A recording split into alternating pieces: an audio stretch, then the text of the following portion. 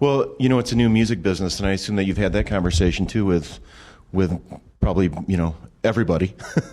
How how does it feel from when you started to okay, let's get X amount of spins on radio stations to now, if you had 100% of all the active rock stations down with your music, which you probably do, it's probably not a fifth of what it was 5 or 6 years ago. Mm-hmm. So it's got to be a little freaky for people who've been in the business for a while. Yeah, I think we made it into the industry just sort of under the wire, where... You were grandfathered. Yeah, well, we made it in just before labels started merging and before the whole internet phenomenon, really. So, it's definitely a different industry right now, and it's but we're making it. Do you think there's going to be a day when you actually just give your music away?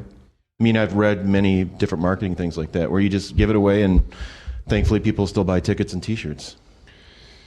You mean give away music like online and stuff instead of selling records? Or however, when I want to listen to something on my iPod, I'm just going to go to 3days.com and 3daysgrace.com and download it, and you won't think anything. You'll maybe make 2 songs every month or 2 songs every 6 months or whatever.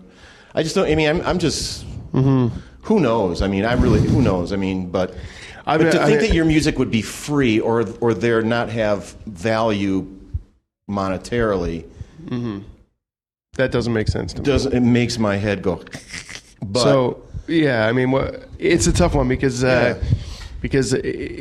would, I don't think I'd make 2 songs every 6 months and say, here's a couple songs to get you by for the next 6 months, and then in 6 months check our website again. But it's the kind of thing that when free music is. It depends on who you are and if you can afford to do it. I mean, it costs us. It really does. Like, I don't care if people burn our records, if they steal our records, as long as they're listening to our music, because I think eventually they find that the band is coming from a real place and we're a real band, and eventually that pays off.